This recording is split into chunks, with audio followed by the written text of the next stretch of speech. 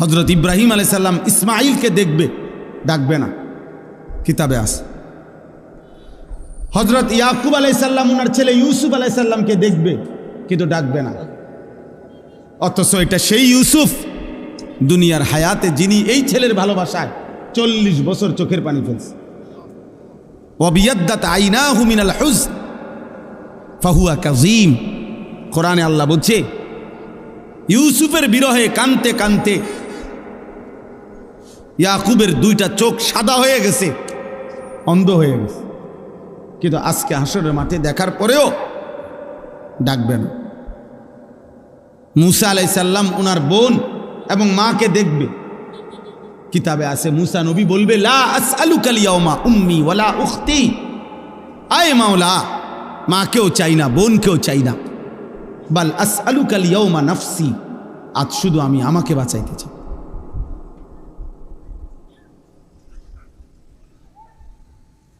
জিব্রাইলের মতো ফেরেশতাও বলবে ইয়া রাব্বি সাল্লিম সাল্লিম, আয় আল্লাহ আমাকে নিরাপদ রাখেন, আমাকে নিরাপদ। রব্বি লা তুখজিনি ইয়াউমা ইউবআসুন। ইব্রাহিম আলাইহিস সালামের মতো নবী কোরআনে আছে, আল্লাহ বলছেন, আল্লাহর কাছে দোয়া করছেন ইব্রাহিম নবী, যে আয় আল্লাহ কিয়ামতের দিন যখন সবাইকে কবর থেকে উঠাবেন সেদিন আমারে বেইজ্জতি করেন। রব্বি লা তুখজিনি, হাসরের দিন, কিয়ামতের দিন। ওই ছেলে এটা কি, ওই অপদার্থ কোথাকার।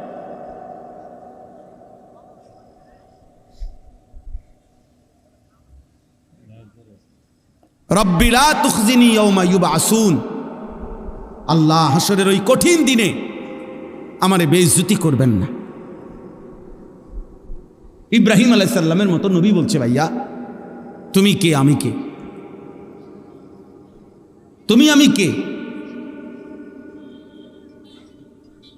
আল্লাহ তাআলা কোরআনুল কারীমের মধ্যে বারবার বলছে বন্ধু আমার আপনি আখিরাত দিবসের ভয় দেখান। ওয়া আনজিরিন নাস, মানুষকে আপনি ভয় দেখান, আখিরাতের ভয় দেখান। কোরআনুল কারীমের মধ্যে আছে আখিরাত হাসরের ময়দানের আযাব দেখে জাহান্নামী বলবে রব্বানা আখিরনা ইলা আজালিন করিব নুজিব দাওয়াতাকা ওয়া নাত্তাবিউর রাসূল। আল্লাহর কাছে বলবে নাফরমান যে আল্লাহ দুনিয়ায় একটু সময়ের জন্য ফেরত যেতে দেন, এবার যদি দুনিয়ায় ফিরতে পারি আপনার সব কথা মেনে নেব, আপনার রসুলের কথাগুলোও মেনে নেব। আল্লাহ তাআলা বলবেন না বান্দা, ইতিপূর্বে দুনিয়ায় থাকাকালীন তুমি ভেবেছিলে এমন একটা হাসরের দিন হবে না, আর তুমিও মনে করছিলা তোমার এই সুখ আর নিয়ামত, তোমার এই মাতবুরি আর অহংকার, তোমার এই যৌবন আর সুস্থতা, মা লাকুম মিন জাওয়াল, এগুলো আর কোনোদিন শেষ হবে না। তুমি এই ফুর্তিতে আর এই তামসাতেই, হায় নওজোয়ান তোমরা ভেবেছো এটা, তুমি আর কোনোদিন বুড়া হইবা না। তুমি ভেবেছো তুমি কোনোদিন হাড্ডি গোশত তোমার আর কোনোদিন দুর্বল হবে না। তুমি ভেবেছো তুমি কোনোদিন কবরে যাইবা না। তুমি এটাই মনে করছো, এটাই ভেবেছ। অনন্তকাল। আমার কাছে কিতাব আছে ইজা ওয়াজাআত সাকরাতুল মাউতি বিল হক, এটা আরবি কিতাব, এটার নামে এটাই আমি পড়ছি এখানে, এটাই আমি আলোচনা করতে চাচ্ছি অল্প একটু। ওইখানে আছে হযরত ওমর ইবনে আব্দুল আজিজ রাহমাতুল্লাহি আলাইহি, বিশ্ববিখ্যাত খলিফা ছিলেন, ইসলামের ইতিহাসের শ্রেষ্ঠ একজন মুসলিম শাসক ওমর ইবনে আব্দুল আজিজ, যাকে ইসলামের পঞ্চম খলিফা বলা হয়। অনেক বড় নেককার বুজুর্গ ছিলেন। ওই কিতাবে লিখছে উনি মাঝে মাঝে কবরস্থানে যাইতেন, আর কবরস্থানের দিকে তাকাইয়া নিজে নিজে বলতেন ইয়া মাউতু মাজা ফাআলতা বিল আহিব্বা, হে মৃত্যু, হে কবর, বলো না আমার বন্ধুদের সাথে তুমি কি করেছ, আমার বন্ধুরা কোথায়? আইনাল আহবাব, আইনাল আসদিকা, আইনাল জুল্লাস, আইনাস সাম্মার। অর্থ হইল আমার বন্ধুরা কোথায়, আমার ভালোবাসার মানুষগুলো কোথায়, আমি যাদের সাথে বসতাম তারা কোথায়, আমি যাদের সাথে রাত জেগে গল্প করতাম আমার সেই বন্ধুরা কোথায়, তুমি তাদের সাথে কি করেছো, তারা কই এখন? হযরত ওমর ইবনে আব্দুল আজিজ বলতেন যে কবর আমাকে জবাব দিত, কবর যেন আমাকে বলে, হে ওমর ইবনে আব্দুল আজিজ, তোমার সেই বন্ধুদেরকে আমি চোখ খুলে ফেলছি, তাদের হাতের কনুই থেকে তাদের শরীর আলাদা করে ফেলছি, তাদের পা হাঁটু তাদের শরীরের গোশত হাড্ডি রেজা রেজা করে পাউডার করে মাটির সাথে মিশায় দিছি। আজ তোমার বন্ধুরা কেউ নাই, আজ তোমার বন্ধুরা কেউ নাই। এজন্য দোস্ত এটা মনে রাখো, আজকে তো ওলামায়ে কেরাম চোখের পানি দিয়ে, মহব্বত দিয়ে, ভালোবাসা দিয়ে কত আহাজারি করতেছে তোমাদের কাছে। জীবনের সবচেয়ে বড় আফসোসের বিষয় রে ভাই, একটা ছেলে হলে মনে রাখো, এর চাইতে লজ্জা, এর চাইতে দুঃখ আর কি হইতে পারে যে বছরের পর বছর, দিনের পর দিন ওলামায়ে কেরাম মুসলমানের কাছে একটু নামাজ ভিক্ষা চাইতে আছে যে কত নামাজ পড়ে। এটা কোনো হিন্দুর কাছে বলতেছে না, এটা কোনো ইহুদিরে বলে না, মুসলমানের কাছে বলতেছে। এর চাইতে আফসোস আর কি হইতে পারে? বুঝেন না হিসাবটা? বলো ছেলেরা, বাপ তোমরা নিজেরা পরিচয় দিচ্ছ মুসলমান, তুমি বলো তোমার বাবা মুসলমান, মা মুসলমান, তুমি মুসলমান। যতবার তোমার ধর্মের পরিচয় জিজ্ঞাসা করছে ততবারই তুমি বললা ধর্ম তোমার ইসলাম, রব তোমার আল্লাহ, নবী তোমার মুহাম্মাদুর রাসূলুল্লাহ সাল্লাল্লাহু আলাইহি ওয়াসাল্লাম, কিতাব তোমার কোরআন, তুমি বললা তুমি মুসলমান। হায়, অথচ খোদার 365 দিন, এক বছর এমন পার হয়েছে যেই এক বছরে নাফরমান কোনো দিন ফজরের নামাজ পড়ে না। হায় নির্লজ্জ, বেহায়া, এই অসভ্য, কেমনে নিজের পরিচয় দিলা মুসলমান? মুসলমান এত বড় জানোয়ার হয়?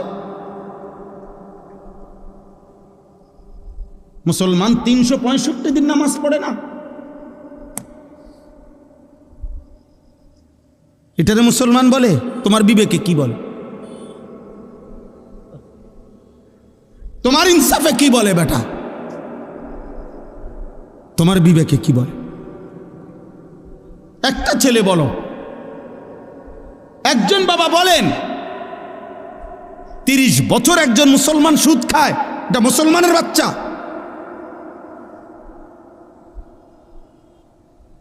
একটা মুসলমান 30 বছর ওজনে কম দেয় প্রত্যেক দিন, এটা মুসলমান?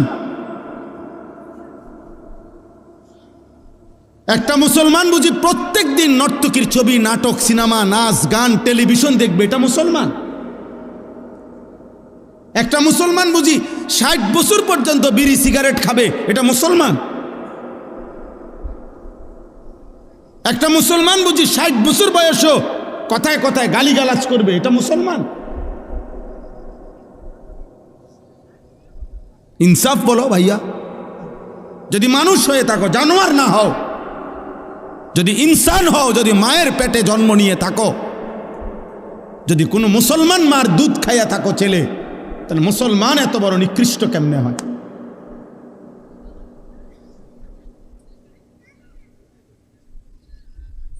বলো ভাই। রাসূলুল্লাহ সাল্লাল্লাহু আলাইহি ওয়াসাল্লামের সাহাবী হযরতে আনাস ইবনে মালিক, বিখ্যাত সাহাবী আনাস রাদিয়াল্লাহু তাআলা আনহু, নবীজির খাদেম ছিলেন। এই সাহাবী আনাস রাদিয়াল্লাহু তাআলা আনহু ওমর রাদিয়াল্লাহু তাআলা আনহুর জামানায়, হযরতে ওমর যখন ইসলামের দ্বিতীয় খলিফা ছিলেন, তখন পারস্যে একটি যুদ্ধে মুসলিম সাহাবারা যুদ্ধের ময়দানে সাহাবায়ে কেরাম একটানা 24 ঘন্টা মানে সারা দিন যুদ্ধ করছে, সারা রাত যুদ্ধ করছে। ঘটনাচক্রে ফজরের মুহূর্তে যুদ্ধের ময়দানের অবস্থা এমন তীব্র ছিল যে কোনোভাবে চূড়ান্ত মুখোমুখি দুশ্মনে আর মুসলমানে সাহাবেরা এভাবে ভিতরে ঢুকে গেছে যে যুদ্ধের তীব্র লড়াই চলতেছিল। ওই কিতাবে স্পষ্ট সব তারিখে আছে। ফজরের নামাজ ওয়াক্ত চলে যাইতেছে, কিন্তু মুসলিম সাহাবীরা যুদ্ধের ময়দানে যুদ্ধটা শেষ করতে পারতেছে না কোনোভাবে, কিন্তু ওনারা তীব্র আক্রমণ কইরা শেষ পর্যন্ত যখন আল্লাহ মুসলমানদের বিজয় দিছে, কিন্তু ঘটনাচক্রে এরই মধ্যে সূর্য উঠে গেছে, ফজরের ওয়াক্ত শেষ হয়ে গেছে। সাহাবায়ে কেরাম সূর্য উঠার পরে গিয়া ফজরের নামাজ কাজা করছে। এই একবার আমি নিজে ইতিহাসের নির্ভরযোগ্য কিতাবে পড়ছি ভাই, কিতাবে আছে হযরত আনাস রাদিয়াল্লাহু তাআলা পরবর্তীতে মৃত্যু পর্যন্ত, আনাস রাদিয়াল্লাহু তাআলা লম্বা হায়াত পাইছিলেন, উনি অনেক হায়াত পাইছেন 90-এর ঊর্ধ্বে। পরবর্তী একেবারে বৃদ্ধ অবস্থায়ও যখনই ওনার কাছে ওই যুদ্ধের ঘটনা বলতো, মুসলমানদেরকে আল্লাহ বিজয় দিছেন, উনিও ছিলেন ওই যুদ্ধে, উনি অজরে কাঁদতে শুরু করতেন কসম খোদার। তো অন্যান্যরা যখন জিজ্ঞেস করতো যে আনাস রাদিয়াল্লাহু তাআলা আনহুকে, সাহাবী আপনি এই যুদ্ধের কথা বললেন, কাঁদেন কা? এই যুদ্ধে তো মুসলমানদের পরাজয় হয় নাই, বিজয়ী হয়েছে, আপনি কাঁদেন কেন? উনি বলছে আল্লাহর কসম, এটাই তো সেই যুদ্ধ যেই যুদ্ধ জীবনে আমার একবার ফজরের নামাজ কাজা করে ফেলছে।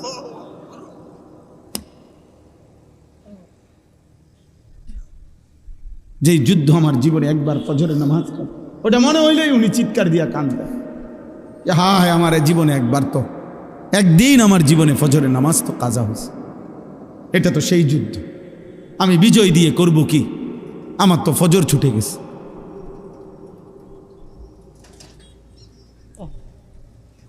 পুরা হায়াতে একদিনের একটি ফজরের নামাজ কাজা হয়েছে, ছেড়ে দেয় নাই। এর জন্য দোস্ত এই পরিমাণ কাঁদছেন যে মৃত্যু পর্যন্ত কাঁদছেন, মৃত্যু পর্যন্ত এই কথা মনে রাখছেন। 18 বছর 20 বছরের প্রিয় ভাই, কিশোর নওজোয়ান সন্তান, আমার 16 বছরের সন্তান আছে, তাইলে তোমরা যাদের বয়স 16 তুমি আমার সন্তান, তুমি আমার সন্তান। আমি তোমারে বললাম 18 বছর 20 বছরের ছোট ভাই, তোকে আমি বললাম, জানতে চাইলাম তোমার কি মনে আছে মোট তোমার এই পর্যন্ত কতগুলো ফজরের নামাজ ছুটে গেছে?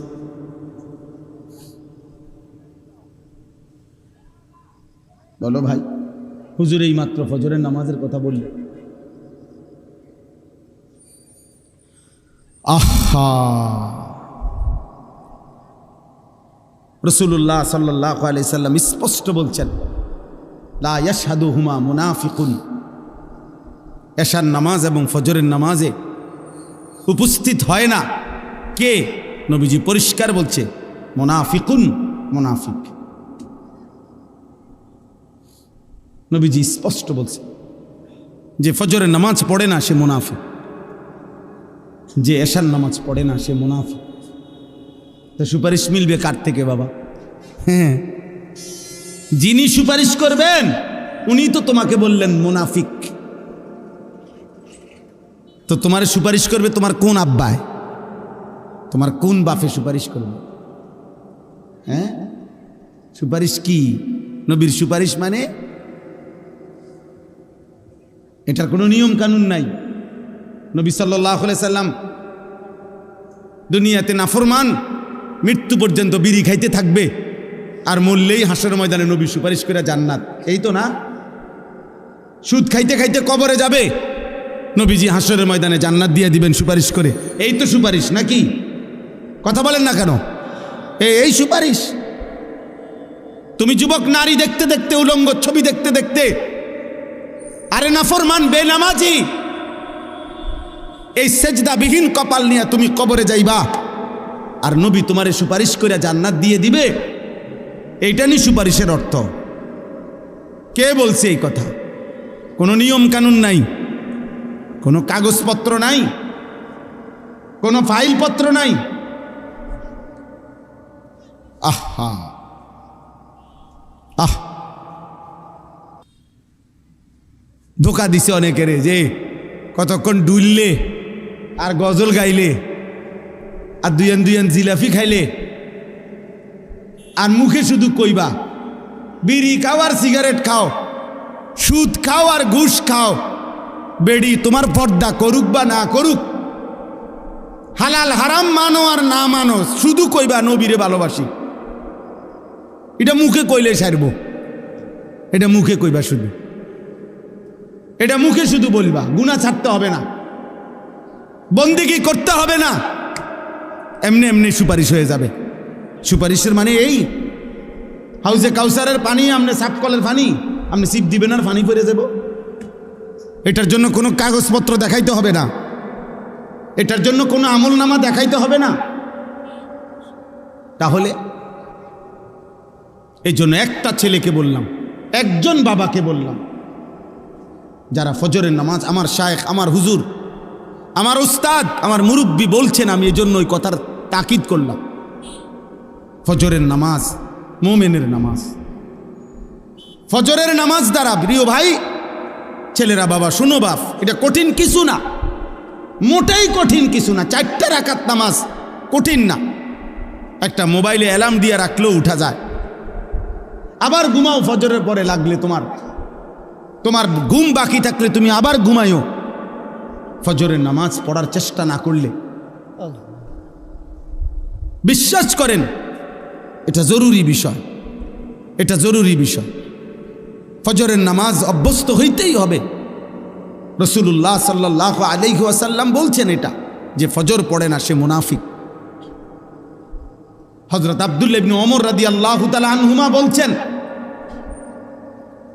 নবীজির জামানায় ফজরের নামাজের অনুপস্থিতি দেখে আমরা মুনাফিক চিনতাম।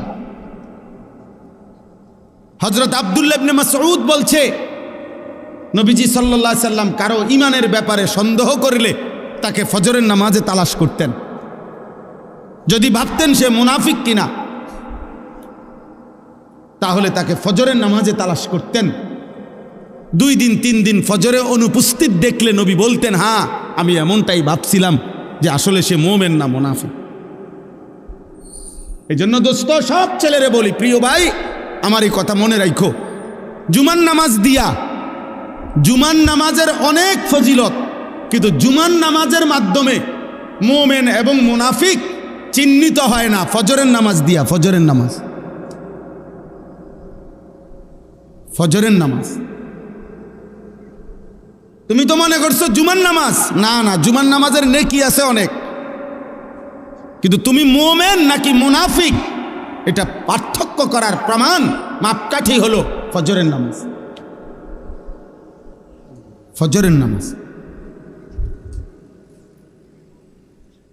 এই জন্য হযরত আব্দুল্লাহ ইবনে মাসউদ বলছেন, রাসূলুল্লাহ সাল্লাল্লাহু আলাইহি সাল্লামের জামানায় চিহ্নিত মুনাফিক যারা, মানে বাস্তবিকে যারা সবাই জানতো মুনাফিক, মানুষের মধ্যে অনেক মানুষ আছে গ্রামে এলাকায় সিল মারা, এটা যে চিহ্নিত সুদখোর, এটা মানুষের চিনে, এমন আছে না?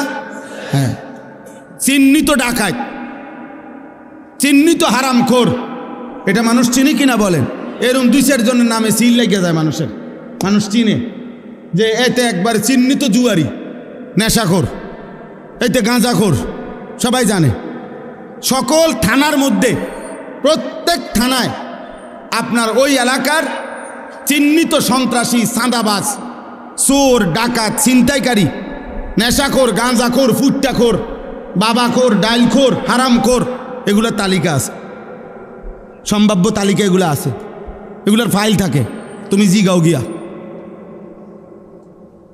তো হযরত আব্দুল্লাহ ইবনে মাসউদ বলেন, নবীজির জামানায় এরকম যারা চিহ্নিত মুনাফিক, মানুষে জানতো ভিতরে ভিতরে যে সে মুনাফিক, কিন্তু সে তার মুনাফিকি ঢাকবার জন্য তিনি বলেন যে ওই চিহ্নিত মুনাফিকরাও ফজরের নামাজের জামাতে আসতো, যাতে মানুষ স্পষ্ট মুখের উপরে মুনাফিক না বলে, পিছে পিছে কয় কিন্তু সামনাসামনি যেন না বলে, এই জন্য ফজরের নামাজে আসতো। আব্দুল্লাহ ইবনে উবাই মদিনার মুনাফিকদের সর্দার ছিল, সে প্রথম কাতারে নামাজ পড়ত যাতে মানুষে মুনাফিক না ডাকে। এই জন্য দোস্ত অনুরোধ করলাম, ফজরের নামাজ বিজয়ের নামাজ, ফজরের নামাজ ইনকিলাব, পরিবর্তনের নামাজ। আজকে এই জন্য আমার হুজুরের ওই কথার থেকে আমিও গুরুত্ব দিলাম। তোমরা একটা একটা ছেলে, মনের আমার কাছে কিতাব আছে গাড়িতে, আরবি মোটা কিতাব, ওই কিতাবের মধ্যে লিখছে ইয়াহুদীদের ধর্মগ্রন্থ তাওরাতের মধ্যে আছে, এই কথাটা মনোযোগ দিয়ে শোনো, ইয়াহুদীদের তাওরাত কিতাবের মধ্যে আছে মুসলমানদের ওই জামাত, মুসলমানদের ওই দলের দ্বারা ইয়াহুদীদের চূড়ান্ত পতন হবে, ইয়াহুদীরা চূড়ান্তভাবে ধ্বংস হবে। কিতাবে লিখছে তাওরাতের ভবিষ্যৎবাণী হলো আল্লাযীনা কানু ফি সালাতিল ফজরি কা সালাতিল জুমআ, মুসলমানদের যেই জামাত ফজরের নামাজে ওই পরিমাণ, জুমার নামাজে যেই পরিমাণ। কসম খোদা, ফজর আর জুমা বরাবর না হলে ওই দলের হাতে, ওই ব্যক্তিদের হাতে ইয়াহুদীদের পতন হবে না, বরাবর হইতে হবে। এখন আমাদের জুমার নামাজ আর ফজরের নামাজ বরাবর, আরে মুসল্লি বরাবর 50, 4 ভাগের 1 ভাগ। আমাদের বিজয় অনেক দূরে, আমাদের বিজয় এখনো অনেক দূরে, আমাদের বিজয় এখনো অনেক দূরে। আমাদের বহু মেহনত, আরো রক্ত ঝরাইতে হবে, আমাদের আরো চোখের পানি পড়বে। বাপ, প্রিয় নওজওয়ান, তোমরা মোবাইল রাখো, তোমাদের আর মোবাইলের নেশা শেষ হইল না। তোমরা নারী দেখো বাবা, তোমরা উলঙ্গ ছবি দেখো, তোমরা আর আল্লাহকে সেজদা দিও না, কারণ তোমাদের আল্লাহও লাগবে না, তোমাদের মরণও লাগবে না। তোমরা দেখো, নারী দেখো, ছবি দেখো, মোবাইলের অশ্লীল দৃশ্য দেখো, আর মোটরসাইকেল চালাও, আর সমবয়স বন্ধুদেরকে আড্ডা দাও, নেশা করো, গাঁজা খাও, যা মন চায় তাই করো, কারণ তোমাদের উপরে কোনো মুসিবত আসবে না। তোমাদেরকে শয়তান বলে দিছে, তোমাদেরকে ইবলিস বলে দিছে, তোমাদেরকে শয়তান বলে দিছে যে তোরা ঘাবড়াইস না, তোরা নাফরমানি করতে থাক, আমি দেখব তোদেরকে। হ্যাঁ, ইন্নামা ইয়াদউ হিজবাহু লিয়াকুনু মিন আসহাবিস সাঈর। আল্লাহ বলছে শয়তান তার দল বলকে ডাকতেছে প্রতিদিন যেন সকলে মিলে জাহান্নামী হয়। দুশ্মন আমাদেরকেও ছাড়বে না রে বাপ, আমাদেরকেও ছাড়বে না। আমাদের পার্বত্য চট্টগ্রাম হাতছাড়া হওয়ার পথে। আমাদের পার্বত্য চট্টগ্রাম বাংলাদেশের এই 3টা জেলা, রাঙ্গামাটি, বান্দরবন, খাগড়াছড়ি সহ ওই সাইড, যে কোনো মুহূর্তে হাতছাড়া হওয়ার পথে। এই যে এই পরিমাণ একটি ঘটনাকে কেন্দ্র করে খাগড়াছড়িতে আজকে কয়দিন টানা 24 ঘন্টা মারামারি, হানাহানি, গোলযোগ, আগুনে পোড়ানো হচ্ছে বাংলাদেশে।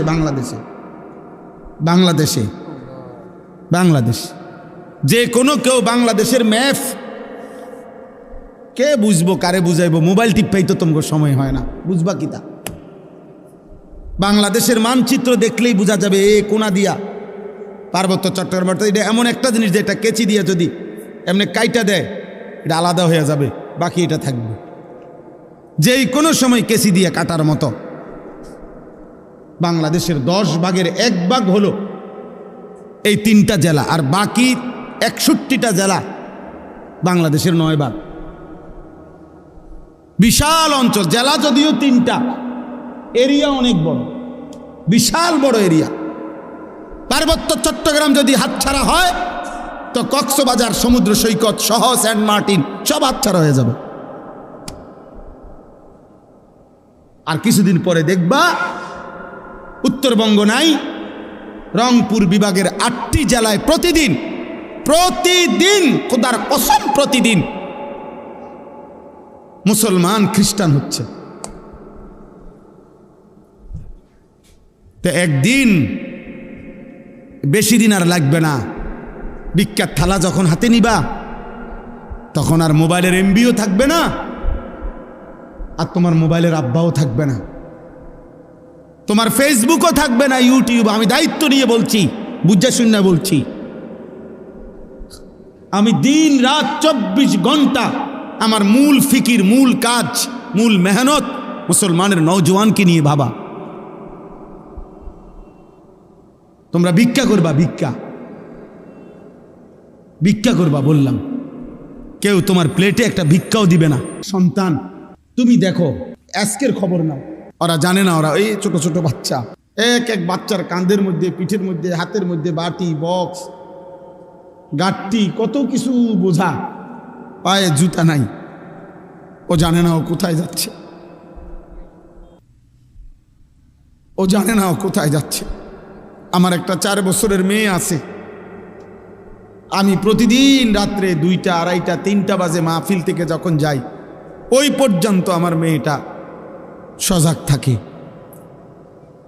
আমি গেলে কিছুক্ষণ আদর করলে, বুকে জড়ায় ধরলে, আদর করলে, আমার লগে কিছু কথা থাকে তার, ও তার ভাই বোন অন্যগুলার নামে বিচার দেয় আমার কাছে, ওই মারছে, এই করছে, সেই করছে, এগুলা শূন্য আদর করে দিলে তোই আমার মেয়ে ঘুমায়। তো গাজার 4 বছরের বাচ্চা মেয়ে হতো এমন, ও তো বাবার আদর চায়, মায়ের আদর চায়, ও জানে না ওর গন্তব্য কোথায়। সে যদি মেয়েটা যদি বাচ্চা ছেলেটা যদি তার মাকে বলে, মা কোথায় যাচ্ছি আমরা, কি বলবে মা?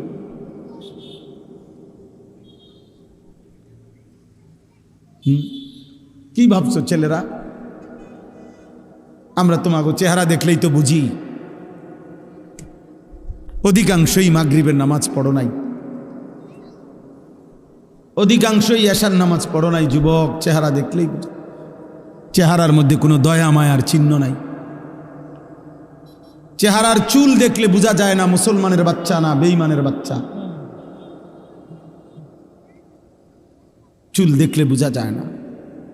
প্রতিদিন যত্ন করে 300 টাকা খরচ করে, সপ্তাহে 15 দিনে, 1 মাসে 300-500 টাকা খরচ করে, আহা মুসলমান বেঈমানের মতো, ওই কুত্তাদের মতো, মুশরিকের মতো চুল রাখতেছ। একজন চুল কাটার পিছনে সময় ব্যয় করতেছে ঘন্টার পর ঘন্টা।